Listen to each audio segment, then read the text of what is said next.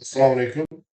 Biz bugun sizlar bilan toifa imtihon bo'yicha birinchi tayyorlagan video qo'llanmamizda ayrim xatoliklar bor ekan. Buning uchun uzr so'raymiz. O'sha xatoliklarni tuzatish bo'yicha keyingi videoni tayyorlayapmiz. O'shandagi birinchi videomizdagi yuzaga kelgan xatoliklarni tushuntirib, keyingi to'g'ri amallarni bajarishni ko'rsatib o'tamiz. Demak, biz birinchi videomizda barcha amalni direktorni One ID login paroli bilan kirib, ADM kabinetida bajarganmiz. Aslida bu biroz noto'g'ri bo'lgan. Birinchi navbatda qabul kotibi har bir sport ta'lim muassasalariga SM, ISMga qabul kotiblari bor. O'sha kotiblarga toifa imtihoni olib berilgan. Kotiblarning bitta vazifasi bor. U ya'ni raisning ma'lumotlarini kiritish va guruh ведомствolarini shakllantirib berish. Biz o'shani hozir kotib kabinetida bajaramiz. O'shani sizga ko'rsatib o'tamiz. Demak, buning uchun mana qabul kotibini kabinetiga kirib olamiz, ADM kabinetiga va toifa imtihon bo'limi.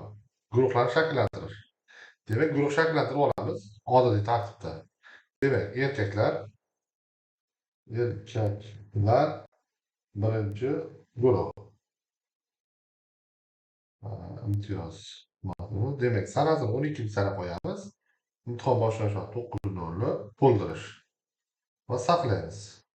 Keyingisi bizda erkak imtihon topshiruvchilar soni 30 dan ko'p bo'lganligi sababli guruhni 2 dona yaratamiz. Erkaklar ikkinchi guruh. To'ldirish 12 sana qo'yamiz. Soat 9:00 to'ldirish, saqlash. Uchinchi guruhni yaratamiz. Ayollar. Ayollarimiz soni 30 taga yetmaganligi sababli bir dona guruh yaratishimiz kerak. Ayollar.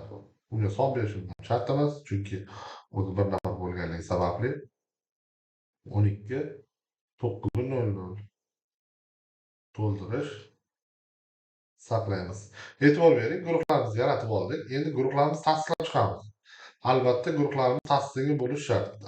Tasdiqlanmagan ma'lumotlar keyingi bosqichda ko'rinmaydi. Demak, guruhlarni tasdiqlab oldik. Endi komissiya tarkibini yaratish, ya'ni raisni yaratib qo'yamiz xolos. Yaratish, komissiya a'zosi turi rais. Raisning ma'lumotlarini kiritamiz, ya'ni maktab direktorining pasport ma'lumotlarini kiritib o'tamiz.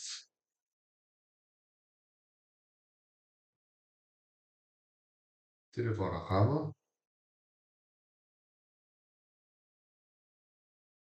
qidirish. Ma'lumotlar topildi, qo'shish va saqlashni bosamiz. Saqlandi va hujjatimizni tasdiqlaymiz. Ma'lumotimiz kiritildi, saqlandi. Bo'ldi. Kotibning ishi shu joyda tugatildi. Ya'ni kotib guruh yaratib berdi, raisni belgilab berdi, bo'ldi. Endi keyingi baholash ishlari rais kabinetidan bajariladi. Mana hozir sizlarga rais kabinetini ko'rsataman.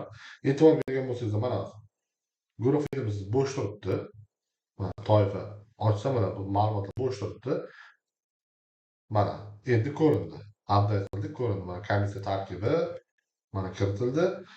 Guruh filmisiga, ya'ni imtihon topshiruvchilarning ma'lumotlari tizimdan markaz tomonidan shakllantirilgandan so'ng guruh ведомство oynasida xuddi mana bu shaklda yuqoridagi 3 ta yaratilgan guruhimiz guruh ведомство oynasida ko'rinadi va buni keyingi videoda ko'rsatilgani kabi baholab ketishimiz mumkin. Hammaga rahmat.